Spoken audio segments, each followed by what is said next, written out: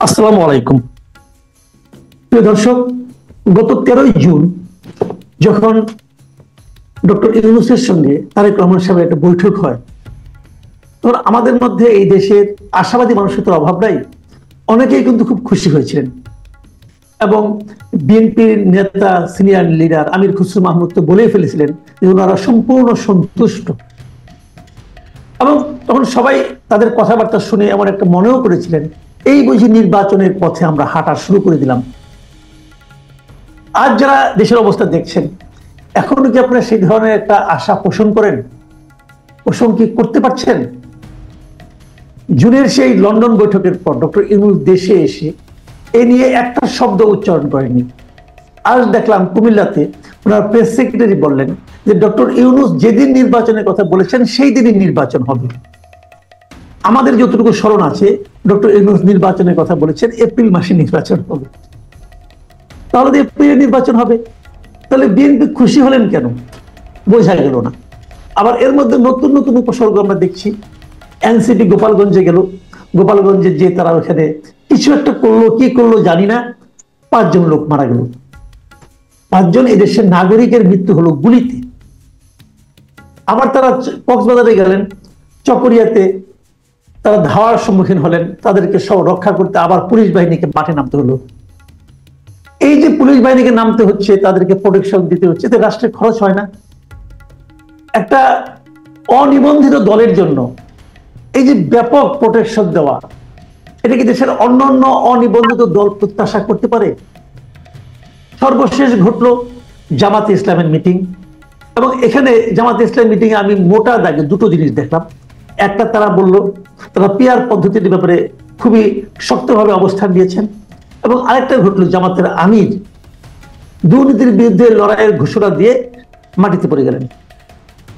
পরপর দুবার পড়লেন, তারপরে উনি দুর্নীতির বিরুদ্ধে ওনাদের জেহাদের কথা বললেন, লড়াইয়ের কথা বললেন।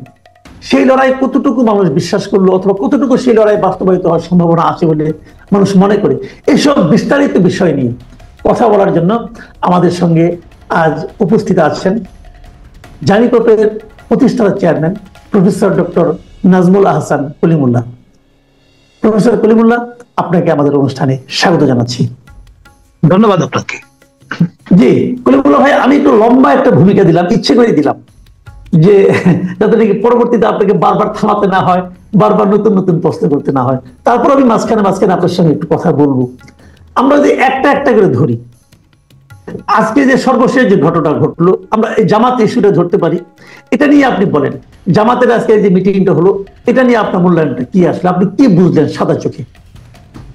দেখুন, জামাত এমন একটা ভেন্যু বেছে নিয়েছে এবং এমন ভাবে তাদের মঞ্চ সাজিয়েছে, ডিউ রেসপেক্ট, আমরা যেটা দেখলাম লাল সবুজ আখরে, এটা নিয়ে আমি দেখলাম ফেসবুকে ইতিমধ্যে সমালোচনার ঝড় উঠেছে যে আপনার জাতীয় পতাকা আমরা মাথার উপর রাখি, তার উপর তো দণ্ডায়মান হই না। এক, কোন জায়গায় এই সমাবেশটি হলো? যেখানে আপনার পাকিস্তান অকুপেশন ফোর্স সান্ডার চুক্তিতে স্বাক্ষর করেছিল। আর এই যে ঐতিহাসিক জায়গাটি, সেখানে ট্রায়াম্ফেন্টলি কাম ব্যাক করলেন আপনার জামাত ইসলামী এবং বিপুল কলেবরে এবং তাদের দৃষ্টিতে বিপুল গৌরবে 3-4টি ট্রেন তারা নিজেদের দাবি নিয়েছেন। শত শত ভেহিকল ব্যবহার করে সারা দেশ থেকে লক্ষ লক্ষ তাদের নেতাকর্মী সমর্থক হাজির করা হয়েছে এখানটায়। It's a demonstration of strength. এবং এটি শুধু জাতীয় নয়, আন্তর্জাতিক পরিমণ্ডলেও একটি বার্তা দেবে যে তারা একটা ফর্মিডেবল ফোর্স, তাদের হিসাবে নিতে হবে। এখন যারা জামাতকে মডারেট মুসলিম পলিটিক্যাল পার্টি মনে করেন, তাদের ন্যারেটিভ একরকম, আর যারা তাদের মৌলধারার রাজনীতির অন্যতম কাণ্ডারি হিসেবে ভাববেন তাদের ন্যারেটিভ আরেক রকম। এবং যে প্রক্রিয়াটি শুরু হয়েছে ডিপলিটিসাইজেশন, -1, -2, -3 and -4, আজকের এই সমাবেশের কারণেই হয়তো নজর পড়বে অনেকের, এবং -4 হয়ে যাওয়ার দ্বিতীয় ধাপটি আজকে থেকে শুরু হয়ে যেতে পারে। প্রথম ধাপটি শুরু হয়েছে বর্তমান সরকার মাসখানেক আগে যে গ্যাজেটটি প্রকাশ করেছেন, সেখানে তারা জামাতকে স্বাধীনতা বিরোধী দল হিসেবে নোটিফাই করেছেন, গ্যাজেটভুক্ত করেছেন। তো ফলে সেটা হলো প্রথম ধাপ, ডিজুরো, আজকে ডিফ্যাক্টো। এবং এই যে অবস্থাটা খেয়াল করে দেখেন, জামাতের আমির অসুস্থ হয়ে গেলেন এবং তিনি হাসপাতালে শুশ্রূষার জন্য গেলেন। সেখানে বিএনপির টপ ব্রাস যারা গ্রাউন্ড আছেন তারা তার শরীরের খোঁজখবর নিতে হাজির হয়েছেন।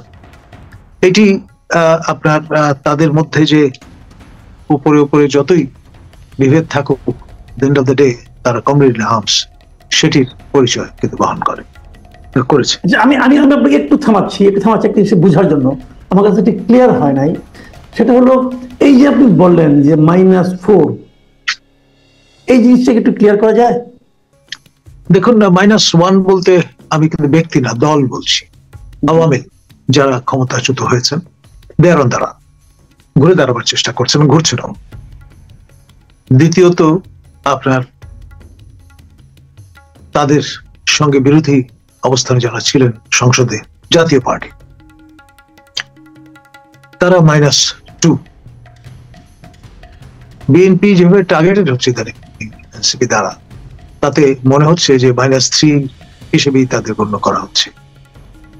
আর এই দ্বিবিধ প্রক্রিয়ায় জামাত -4 হওয়ার একটা পথে অগ্রসর হচ্ছে। এখন মেইনস্ট্রিম 4টি পলিটিক্যাল পার্টি, তাদের যদি মাইনাস করে ফেলা যায়, তাহলে এনসিপির মতো দল স্পেস পেতে পারে এবং সামনে সরকার গঠন করতে পারে। এটি 2-2-4 মেলানোর মতো একটা সহযোগ। এবং যদি অস্ত্র হয়, এটা একটু বেশি আপনার মানে একটু অতিমাত্রায় কল্পনার সুতোর নয় কি? মনে হবে না কি আপনার কাছে? জামাতকে নিষিদ্ধ করবে কিভাবে? জামাতকে মাইনাস করবে কিভাবে? আমি নিষিদ্ধ করার কথা বলিনি, কিন্তু মার্জিনালাইজড, গ্র্যাজুয়ালি কোণঠাসা করে ফেলা, স্টিগমাটাইজ করা, ইনুয়েন্ডো হাজির করা, ইত্যাকার যে প্রক্রিয়াগুলো আছে। যেমন এনসিপি, প্রফেসর ইউনূসের স্বপ্নের রাজনৈতিক দল, হিজ বেবি, তারা কিন্তু তাদের রণনীতি ও রণকৌশল হিসেবে মবকে বেছে নিয়েছে এবং সর্বত্র তারা তাদের মতো করে ডিকটেট করবার চেষ্টা করছে ফিউচার কোর্স অফ অ্যাকশন।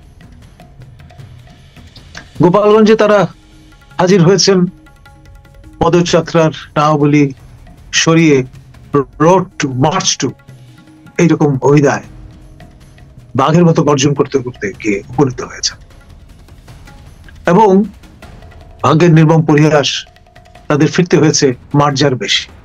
ছিলেন বাঘ, হয়েছেন বেড়া, তাও আবার বর্ম আচ্ছাদিত সাজোয়া জানে করে সশস্ত্র বাহিনীর প্রোটেকশনে। এবং যেই সশস্ত্র বাহিনীর কর্তৃত্ব নিয়ে তারা চ্যালেঞ্জ ছুড়ে দিয়েছেন, খুব বেশি দিন আগের কথা নয়। আপনার হাসান আব্দুল মহোদের সেই যে অভিভাষণ, সেটা ভুলে যায়। অর্থাৎ আপনি যা কিছু নিন্দা করলেন, তাই শেষ পর্যন্ত তাদেরই প্রোটেকশনে আশ্রয়ে আপনাকে জীবন বাঁচাতে হবে। ভাগ্যের কি নির্মম পরিহাস।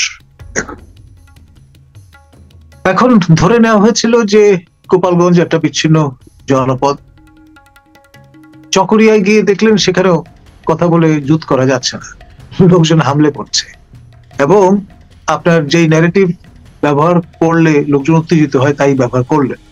তো সেখানে আবার সেই সশস্ত্র বাহিনীর অনুকম্পায় আপনাদের সেখান থেকে প্রস্থান করতে হবে। আমাকে বান্দরবান থেকে কেউ কেউ ফোন করে জানাচ্ছিলেন যে পরবর্তী ডেস্টিনেশন তো বান্দরবান, সেখানেও পরিস্থিতি কিন্তু খুব সুখকর হবে বলে মনে হয় না। এই যে দেশব্যাপী তাদের এই যে whirlwind tour এবং যে রাফ রিসেপশন, সেটা কিসের পরিচয় বহন করে? একটা হচ্ছে যে তাদের জনসম্পৃক্ততা নেই, দ্বিতীয়ত তারা যে প্রভোকেশনের ব্যবস্থা করছেন তার মধ্য দিয়ে একটা প্যাটার্ন সেট হচ্ছে, ডেভেলপ করছে।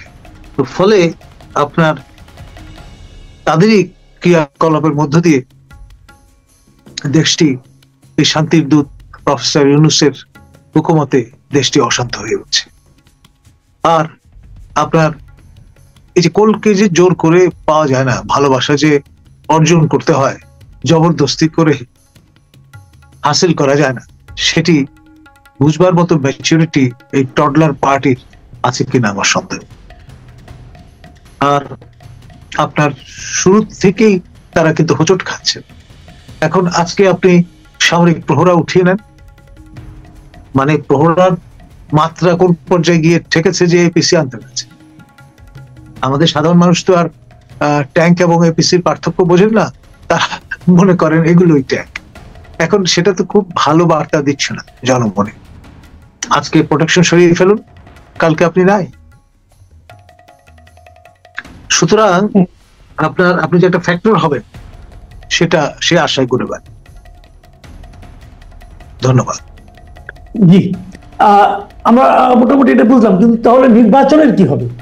এই যে নির্বাচন নিয়ে এত আশাবাদ, এবং বিএনপিও নির্বাচনে যাওয়ার জন্য কেমন যেন মনে হচ্ছিল যে এই মাত্র তারা মাঠে নেমে যাবে, এবং জামাতে ইসলামকে দেখলাম বিভিন্ন জায়গায় তাদের প্রার্থীও ঠিক করে ফেললেন। তো আমরাও মনে মনে যারা ভোট দিতে চাই, আমাদের মধ্যে অনেকে ভোট অনেক বছর দেন না, তারাও ভোট দেওয়ার জন্য মোটামুটি প্রস্তুত হয়ে গেলেন। সেই নির্বাচনের যে আশাটা, যে রমজানের এক সপ্তাহ আগেও নির্বাচন হতে পারে, সেটার কি ভবিষ্যৎ এখন দাঁড়াচ্ছে? দেখুন, আমার তো মনে হচ্ছে যে আমরা আসলে মরীচিকা বা বিপ্লবের বিপ্লবের পেছনে ছুটছি। আলটিমেটলি পুরো বিষয়টা মানে তড়িঘড়ি করে একটা গণভোটের আয়োজনের দিকে চলে যাবে, যে 2029 পর্যন্ত, যেটি প্রথমে কক্সবাজারে গিয়ে আমাদের একজন মাননীয় উপদেষ্টা বলেছিলেন যে লেজিটিমেটলি তো আমরা শেখ হাসিনার যে পুরো টেনিওর সেটা থাকতে পারি। তো সেই বিষয়টাই হয়তো দেখা যাবে। এবং ঈদের আমাদের মুসলিমরাও যারা সেফটি ওখানে ছিলেন, তাদের দিয়ে একই রকমের দাবি তোলা হয়েছে, যেটা আবার তিনি অ্যাকনলেজ করেছেন, আল জাজিরার সঙ্গে সাক্ষাতে সেটি জানান দিয়েছেন। আবার এই ঈদুল আজহার দিন তো তাকে আবেগ আপ্লুত হয়ে পড়তে দেখা গেছে, প্রায় বাড়ি খেয়ে যাচ্ছিলেন বাসের সেই ঘেরটোপের সঙ্গে। ভাগ্যিস আপনার যারা নিরাপত্তা প্রোটোকলের দায়িত্বে ছিলেন তারা তাকে আটকে ফেলেছিলেন, তা না হলে কিন্তু জখম হয়ে যাওয়ার মতো ঘটনা ঘটত। ধন্যবাদ। জি, তাহলে কি আপনি বলতে চাচ্ছেন যে মানে যে নির্বাচনের প্রত্যাশা বিএনপি করছিল যে এক সপ্তাহ আগে হবে, আজকে আবার দেখলাম যে আপনার প্রধান উপদেষ্টার যিনি প্রেস সচিব, উনি বললেন যে প্রধান উপদেষ্টা যেদিন বলেছেন তার একদিনও পরে নয়, প্রধান উপদেষ্টা বলেছিলেন এপ্রিলে।